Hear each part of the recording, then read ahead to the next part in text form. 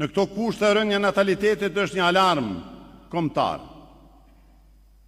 Shteti duhet të reagojë me shpejtësi të madhe, të mbështesë familjet me politika pronatalitetit, siç janë punësimi i dy prindërve, lehtësimet ekonomike, mbështetja për nënat shtatzana, kujdesi për fëmijët e tjerë.